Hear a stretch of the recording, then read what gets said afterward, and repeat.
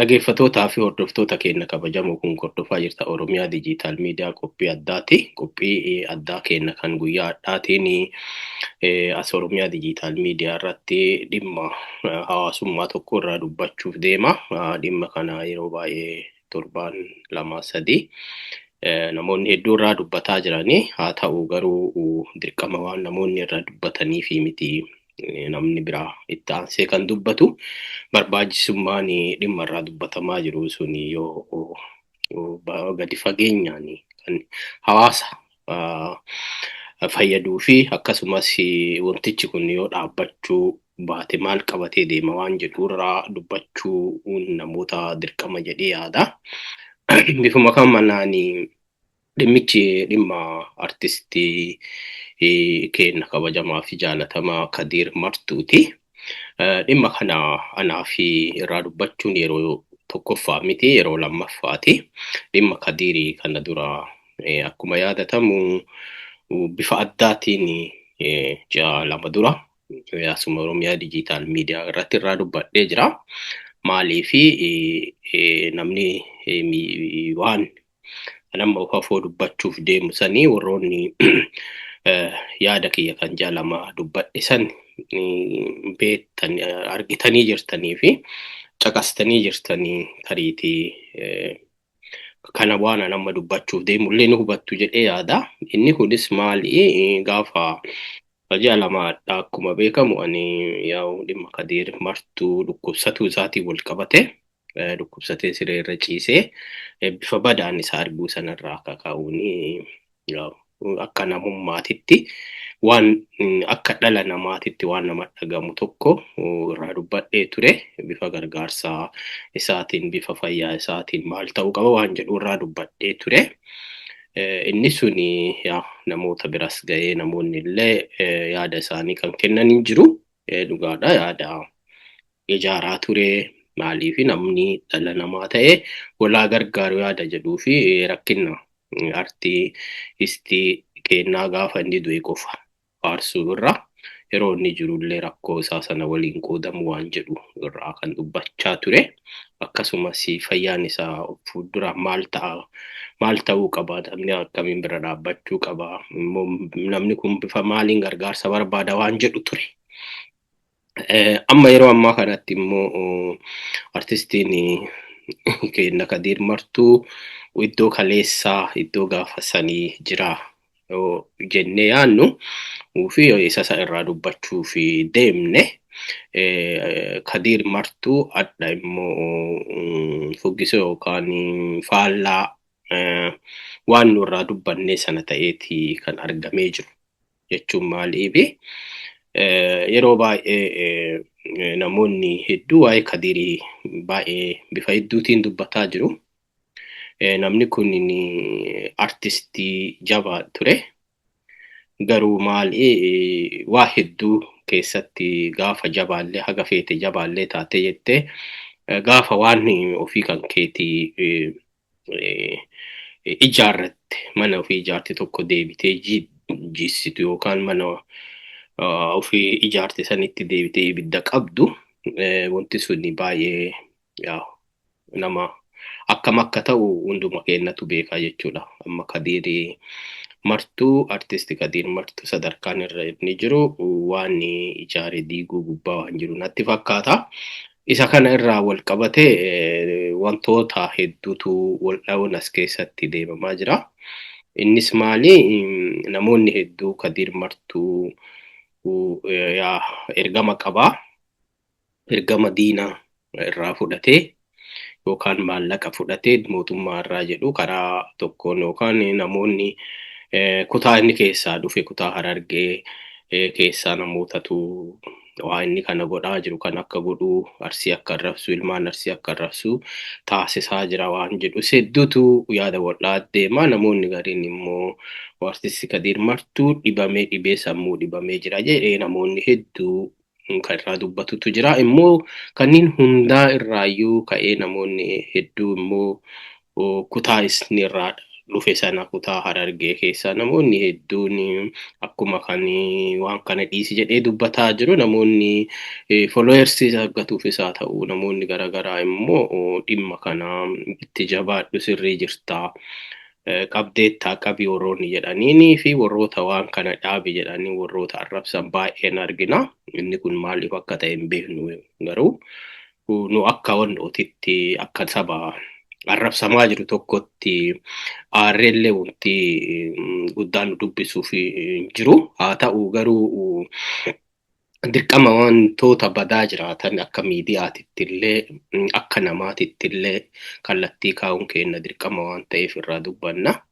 Inni kunis maali saba taatee nama taatee kutaa kutaan illee yeroo ammaa kana namoonni hedduu kutaa dhalootaatiin waliin kajeeqanii waliin bu'anii biyya alaa kanatti illee argineerra hedduun isaanii wal miidhan keessattuu biyya Arabaa kana keessatti kan wal miidhan arginee jirra. Hedduu isaanii waan hedduutu ta'amaa ture. Immoo Kadir Martuu adda. Kadir Martuu maal godhaa jira waan jedhu kana fi itti kallattiin isa san dubbachuu dura waa'ee aartii takka lama jechuu barbaada. Aartiin akka saba tokko keessatti namoonni artistii kan jennuun bifoota hedduun bayanii tokko walaleessaa, tokko sirbaadha, tokko barreessaa, tokko immoo waa hedduu suuraa kaasuu, waa hedduutiin artistiin gadi baya jechuudha. Kunniin hundinuu walitti qabateet maal ta'a? Ogummaa jennaan jechuudha. Akkuma amma namoonni aartiin illee akkuma ogummaa kamii iskoola seentee waan barattu waan dandeettii ittiin qabaattee barattee aartii sana keessatti ittiin jiruu keellee jiraachiftee saba keellee ittiin beeksistu tokko jechuudha. Kuni aartiin tokko keessatti hirmaatuu fi artistiin tokko gaafa saba tokko keessaa ba'u sabni filateetiin artistii naa ta'ii atinaaf karaa siyaasaa sirba siyaasaa naa sirbii naa qabsaa'ii sirba jaalalaa naa sirbii jedhee yookaan waan tokko jedheetiin itti saba keessaa ba'e sanatu bakka buufatee ergataa miti.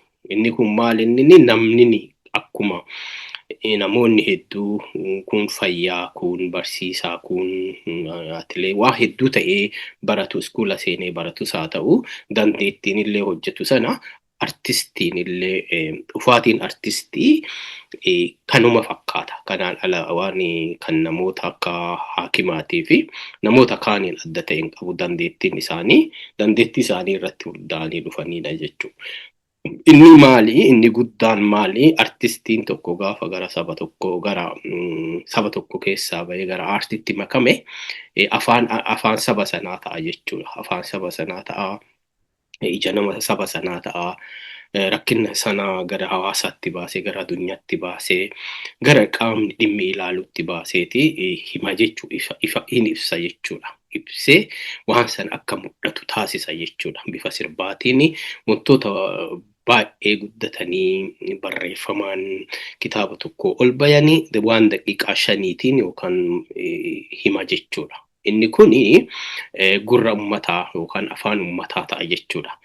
Kanaaf yeroo baay'ee artistoonni keenya gaafa gara aartiitti dhufan ofii isaaniitii filatanii ofii isaaniitii ogeettii ogummaa isaanii dandeettii isaanii ilaalanii madaalanii gara aartii erga dhufanii booda bu'aa sabaa buusan kana gara wannotti yeroo jijjiiran argina. Hedduun isaanii akka waan sabni sun isaan ergate akka waan sabni sun bakka isaan buufate yeroo ta'anii dubbatanii saba kana qeeqanii fi saba kana anatu kana sii godha anatu akkas sii godha anatu iddoo sanii si baase anatu akkas sii qabsaa yeroo jedhan argina jechuudha. Inni kun gonkumaa fudhatama qabaachuun qabu sirrii miti.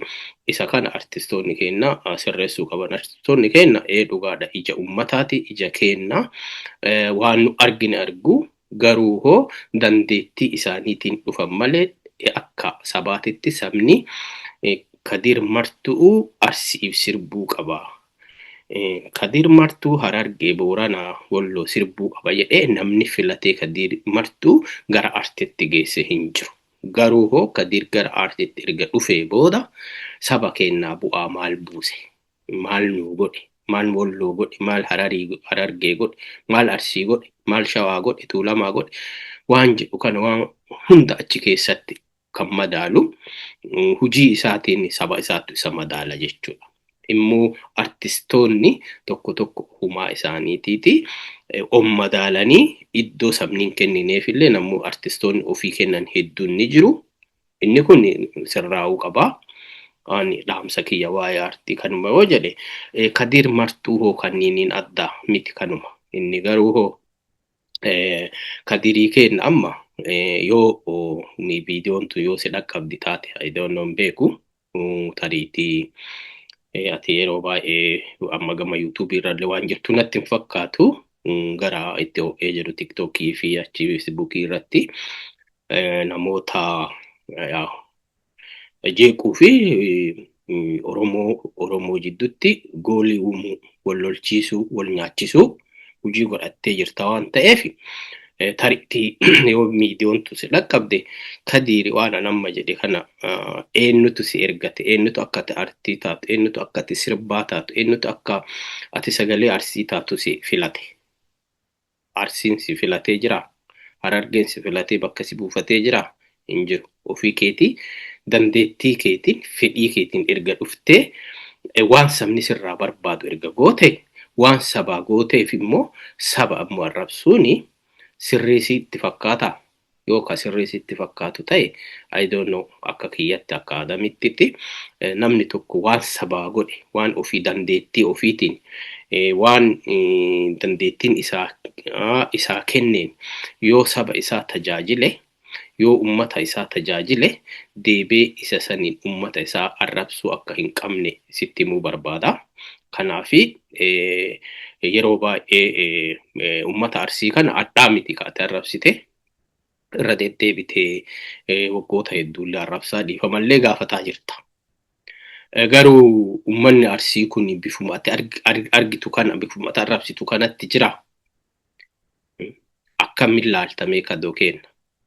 Mee anumti kunuyyuu dheengadda gaafa ati dhibamtee sireerra ciiftu sani dhugaa kee waan ati itti dadhabbuu kan kee saba kanaaf dadhabdee gaafa ati miidhamte sabni kun si cinaa dhaabbachuu qaba si cinaa dhaabbachuu qabna jedhee dubbadhe inni sirriin isa sani jechuudha. Ati immoo faallaa isaa ilmaan Arsii nu'umaa kana nu'umaa waa'ee kan kee gaarii dubbannu waa'ee aartis gaarii dubbannu waa'ee saba kamiyyuu gaarii dubbachuu yaallu akka sabni kamiyyuu saba biraatiin walitti hin buune godhuu yaallu kana ganda diqqeessitee gadi diqqeessitee yeroo guutuma keenya haadha teenyas abbaa keenyas akaakillee fi abaabilee keenyas firaafiroota keenya hunda walitti qabdee yoo nu arrabsitu inni kun sirriidha. Okay, maal ta'a arrabsitee yoo atama fakkeenya si nama guddaa namni hedduu sirraa cadhisee jira anumaa dabalatee jechuudha. Maaliifi anama wantoota ittiin yeroo kamiyyuu wanti anini obsee irraa hin cabsine yoo ta'e jiraate irra guddaa arsummaa kiyya jechuudha. Nama arsummaa kiyyatti bu'e, nama ana tuqe, nama saba kiyya tuqe, nama Arsii tuqe, nama Oromoo tuqe irraa yeroo kamiyyuu lubbuu kiyya kennaaf jechuudha. Maaliifi an eenyummaan kiyya achi jechuudha.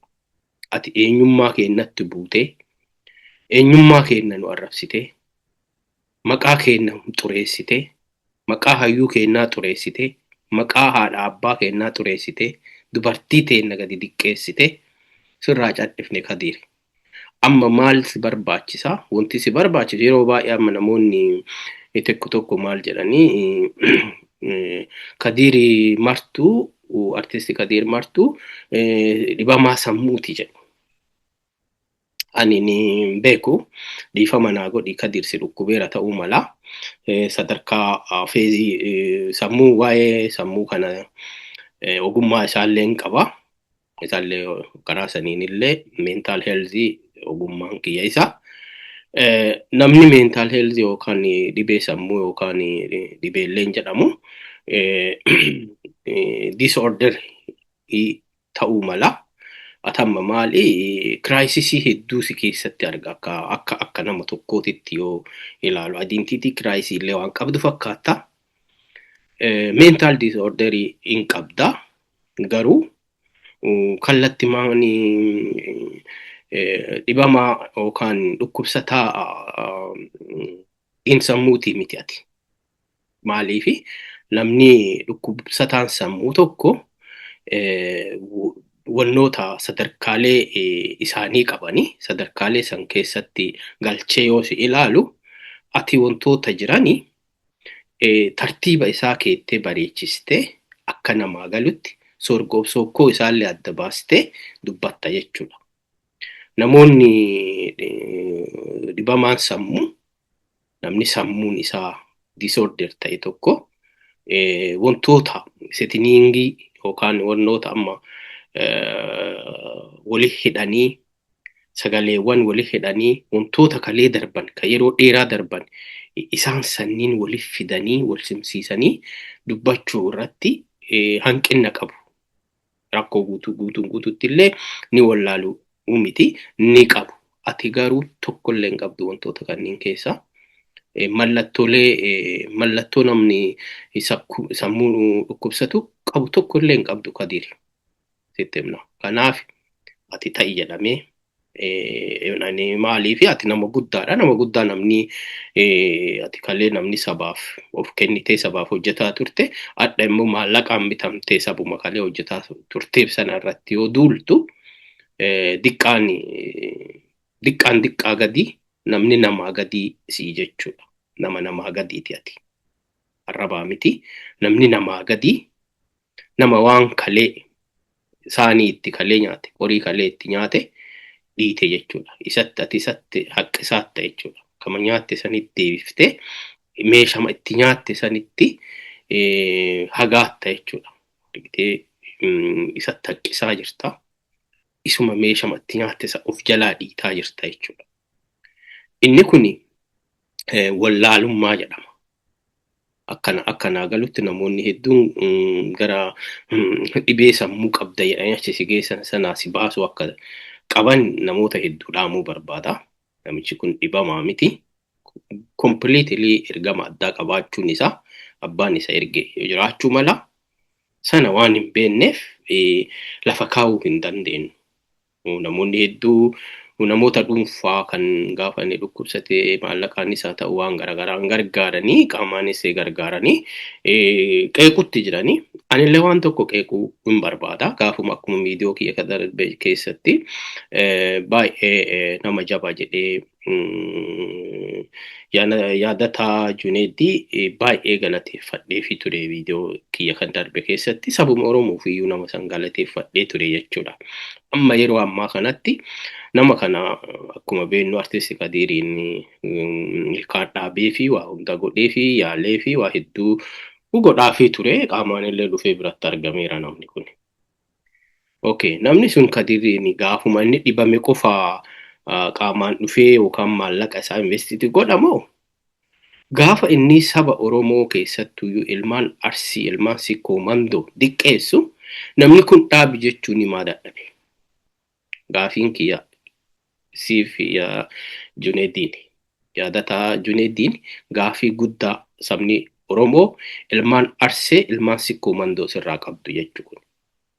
Nama kana maaf nurraa dhoobuu dadhabde?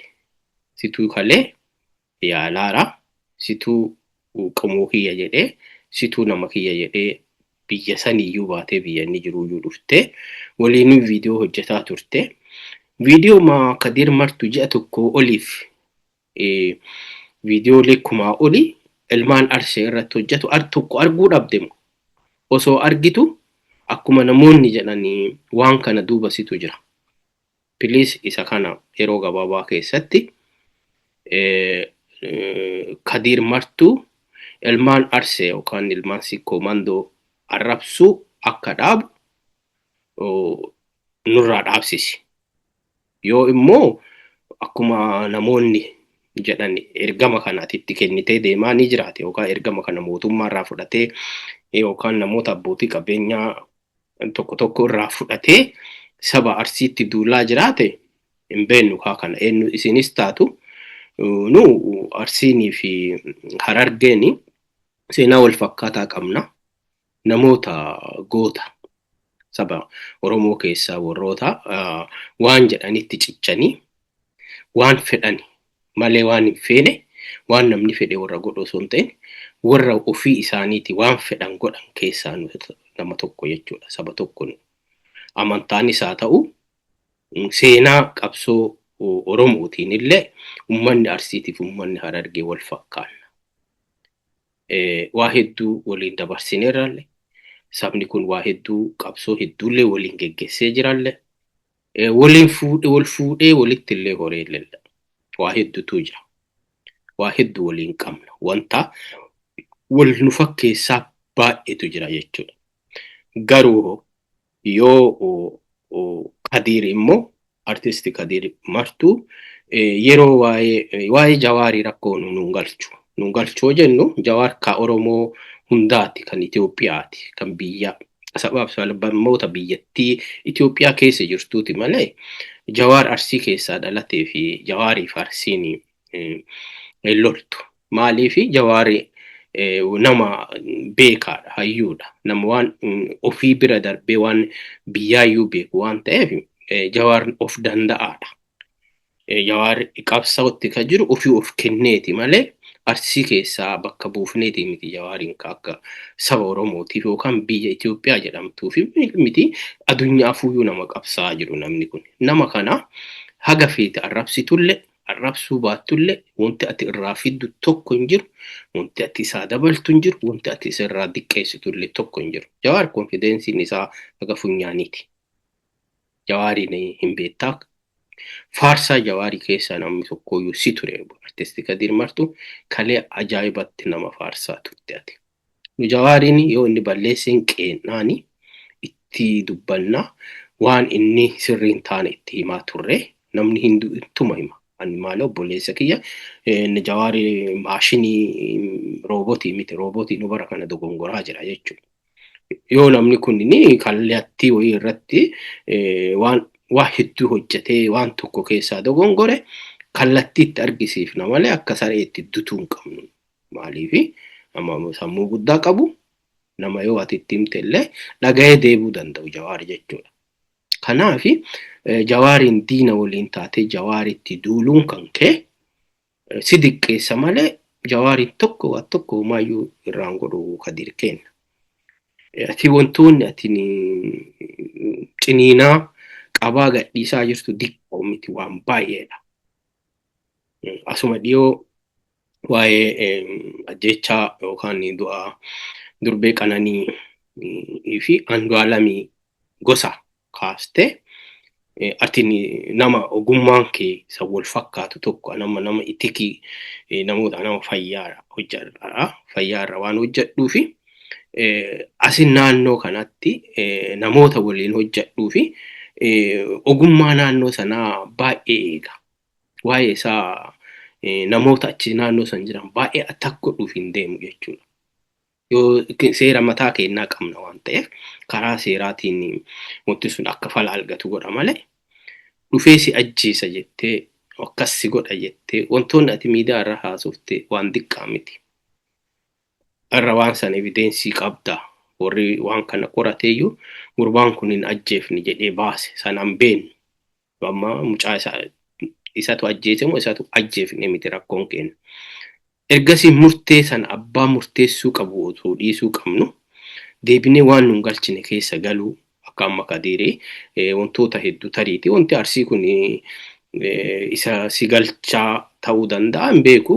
Akka Arsiititti Arsii arrabsuun maaliif akka barbaachise hin beeku. Arsii garuu si'i miti Arsii biyyi Itoophiyaayyuu guutuutti Arsiin biyya Itoophiyaa jedhamtu san keessaa sabni Arsii ummanni Arsii ummanni Sikkoo Mandoo ummata jabaa akka ta'e atuu ni beekta.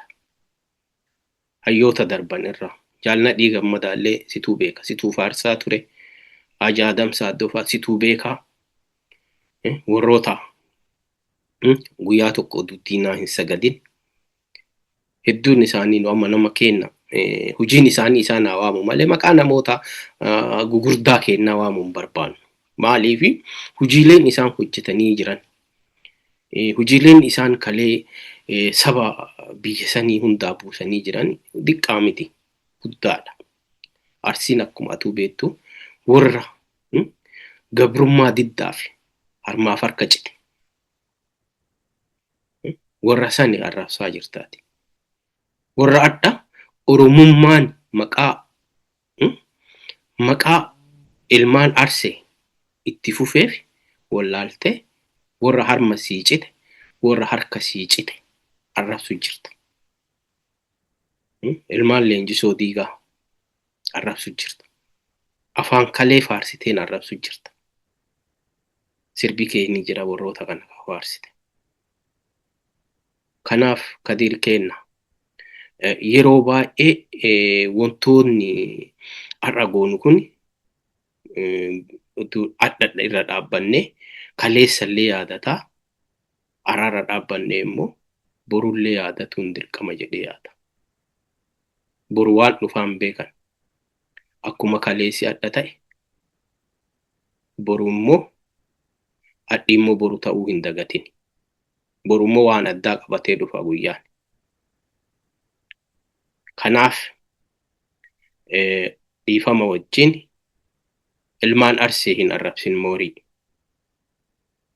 Nu ilmaan Arsee immoo Kadir namni tokkichi namni diqqaan kun amman kalee guddaa siin jedhaa ture. Viidiyoo kiyya jaalamaa keessatti jijjiiramni dhufe anammallee maal sadarkaa kalee sii kaa'e sana sadarkicha san irraa ati of buusii of dhuqqe of gangalchi malee garuu hujiileen kee ofii keetii gara aartitti erga dhuftee wanti ati sabaa bu'aa ati buufte laakkayamee beekama waan ta'eef waan san sirraa haaluuf hin deemnu. Garuu hoo waan kalee sirbaa taateef waan kalee saba kana fi biyya Itoophiyaa sana keessa uummata Oromoo jedhamu kanaaf qabsooftee fi adda immoo deebitee gatii isaatii fi ilmaan Arsee ilmaan Sikkoo Mandoo arrabsuu hin qabdu. Jawaarii yoo barbaadde akka feete godhi. Yoo feete addatti Jawaar of danda'aadha. Nama tokko Arsii keessaa nama tokko Jawaar nama tokko akkasuma namoonni biraas nama tokko. Nama dhuunfaa arrabsuu fi maa nama dhuunfaa arrabsite jennee baanee miidiyaa irratti hin dubbannu. Maaliif namni dhuunfaa wal loluu danda'a. Garuu maali tarkaanfiin kan kee waan gara saba gara ummata ilmaan Arsee ilmaan Sikkoo Mandootti ceeteef moor cadhifnee ilaaluu hin dandeenyu kana booda. Maaliif hin beekta kadoo kenna biyya ambaa kanatti biyya Faranjii kana keessatti namallee tuquun nama dha'uu qofaa miti dhooggaa kan ta'e. Haraas nama godhuun jechootaan nama tuquu abusingin karaa hedduun jira. Karaa itti mootummaan nama gaafatullee hin dagatin Kadir. Mootummaan gochati godhaa jirtu kana gurmaa'anii ilmaan Arsee gurmaa'ee si gaafachuu hin danda'a.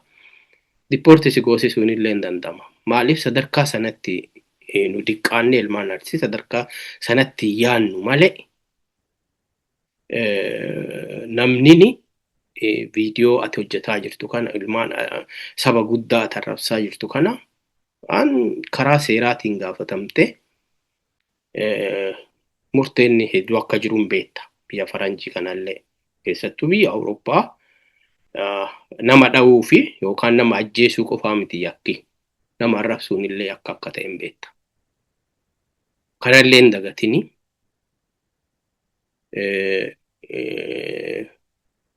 Kuni sadarkaa dhumaa ta'uu mala. Namni hedduu callisee arraba dhagaa jira.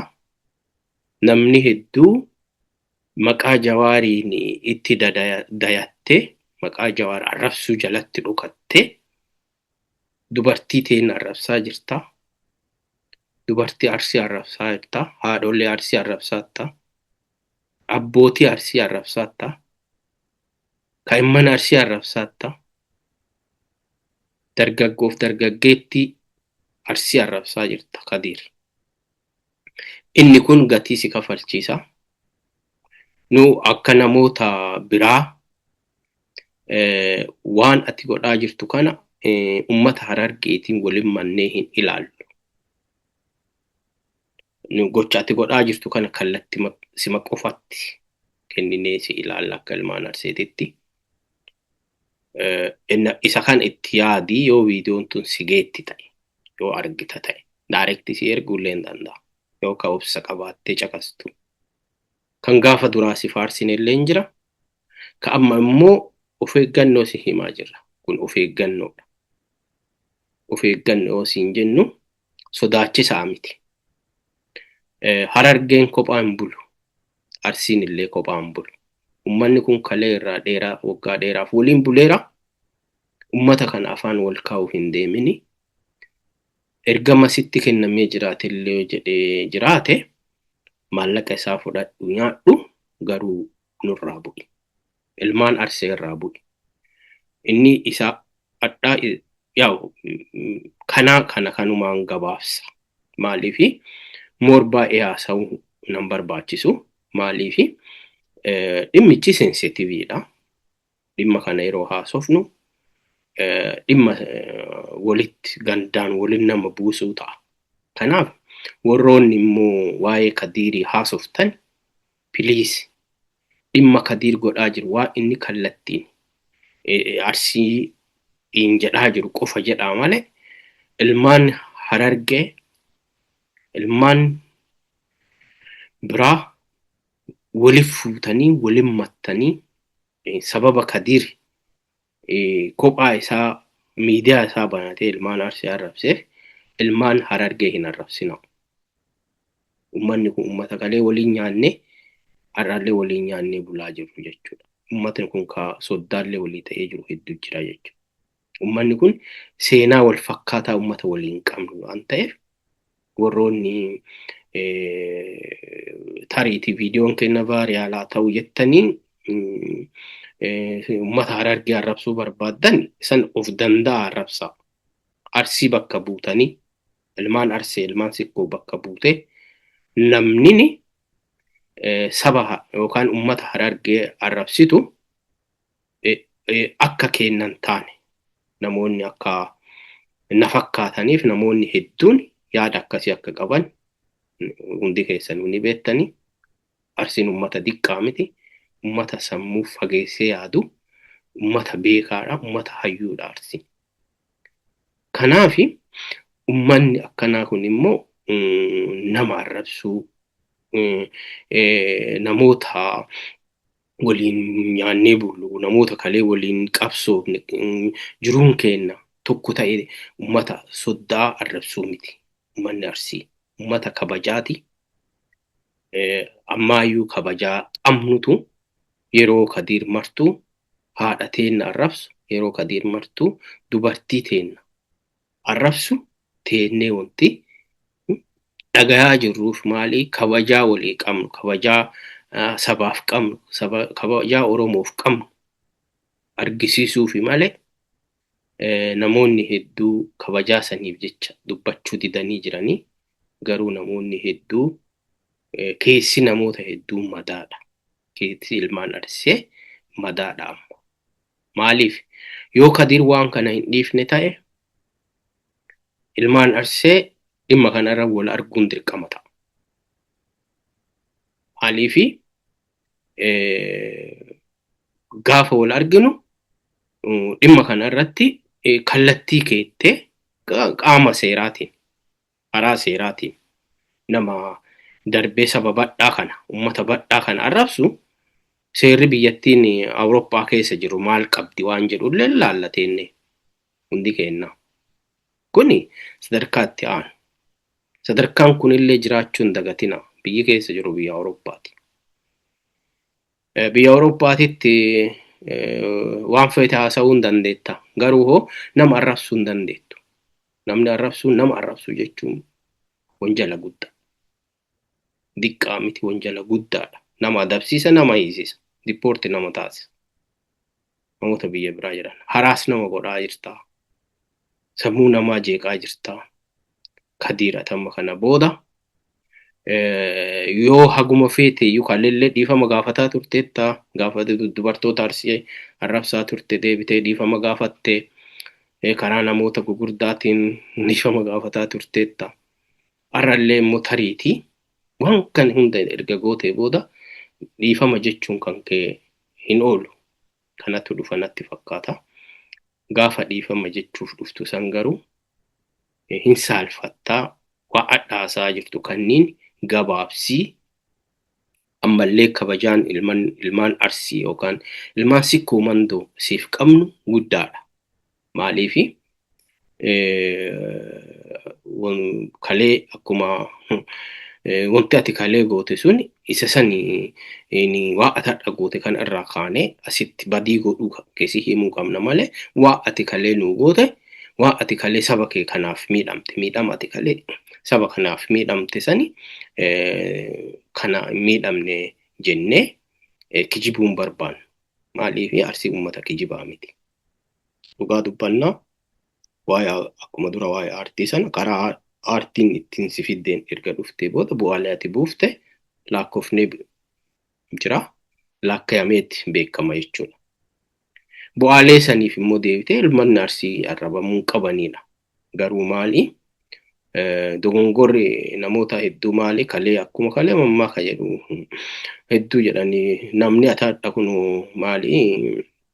Nama oduu yeroo baay'ee waan wal dhayaatu deema. Nama oduu lubbuun jiru faarsinaa ka jedhu jira. Nama oduu lubbuun jiru waa'ee inni nama godhi himaa ka jedhu illee jira. Garuu anamma yoo argee jedhu namoonni hedduu kadiira oduu ati lubbuun jirtu si faarsinee oduu ati sammuu kee waliin jirtu oduu ati saba tokko ciniittee kaan jajjee kaan gadi hin buusini si janne si jajaa turre.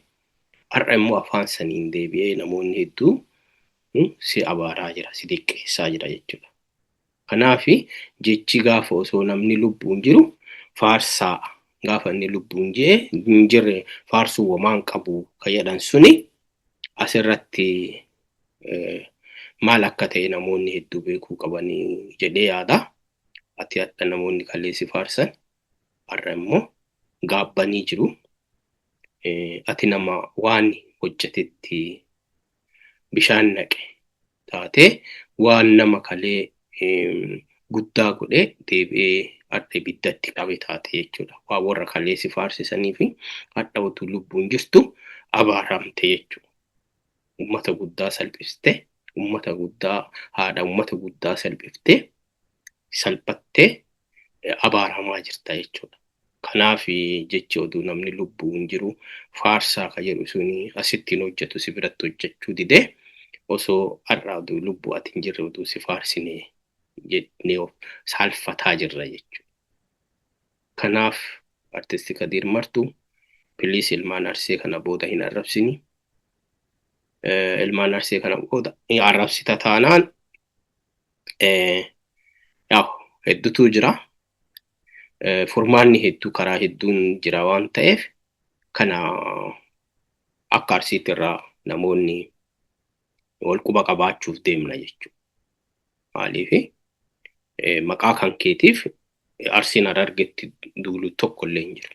Duullu ilmaan Harargee, ilmaan gootaa, ilmaan nama qabsoo waa hedduu saba Oromoo kana buusanii jiranii afaan adda nu ittiin haasofnu kana warroota qubee nuu fidan keessaa isaanii warroota alaabaa adda nu akka gaarii ijaarannu alaabaa adda bilisummaa Oromoo warra nuu fide Harargee qabsoon gara Arsiinii fi Harargeen waliin goone kana jedhamee kan laakkamee dhumu miti jechuudha. Uummanni kunini sababa kan kee sababa Kadir Martuu walitti dhufee waan kalee bu'aalee gurguddoo saba sanaa gumaache irratti waan wal dhabnullee hin qabnu walillee hin dhabnu waliinillee hin oonnu waliinillee hin lollu jechuudha. Garuu hoo akkuma xadhacha saba Harargee keessatti taa'ee Harargee fi Arsii sabaaf biraatiif Arsii walitti buusuuf ka deemu irratti wal onduuluun dirqama waan ta'eef gaafas immoo Kadir gara hammeennaatu deema. namoonni Arsiin namoota gurguddaa hedduu qabdi. Kanaaf piliis wantoota akkanaa kana irraa of eegi. Piliis kana booda nama hin arrabsini. Kanaaf yaada kiyya hedduu as keessa dubbadhee jira. Dhiifama jechuun bifti ani ittiin dubbadhee bifa arrabaallee yoo ta'uu baate jechoota gurguddoo jechoota silaa nama akka kiyyaa irraa hin eeggamne dubbachuu mala. Isa kana na uffolcha.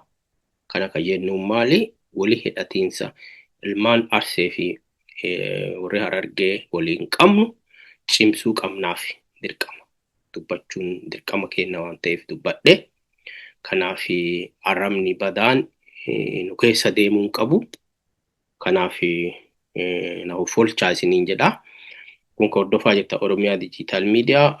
Yaadni kun yaada dhuunfaa kiyyaati. Yaada dhuunfaa akka aadamitti akka ilma Arsii tokkotti waan dhagahame. Yeroo Arsiin arrabsamu taa'ee caqasuun waan na dhukkubeef waan dubbadheef yaada kana immoo Kadir Martuu biraan naa gaya. Kadir Martuu akka tariitii irraa barata jedhee yaada. Maaliif tasgabbaayanii dubbatuun waan guddaadha. Yoo tasgabbooftee hin dubbanne waa hedduu balleessita waan ta'eef tasgabbooftee miira hamaa keessaa baatee dubbachuu qabdaan dhaamsa kiyya. Yeroo dubbatuuf taatu akka argaa jirrutti hin beeku. Wantoota alagaa ta'an wantoota silaa sammuu keenya jeeqan fudhachuu duubaatte yeroo gara viidiyoo hojjetutti deemtu yoo silaallu nama waa fudhatee dubbatu fakkaata. Inni kun immoo maali? Difratii yookaan akkaatti waan sana sodaa tokko malee dubbattu si taasisa. Achi booda immoo wantoonni sun immoo mooraalii hamilee si ta'anii isa san irraa ka'eeti waan kana hammeenna keessatti akka galaa jirtu ka argaa jiru.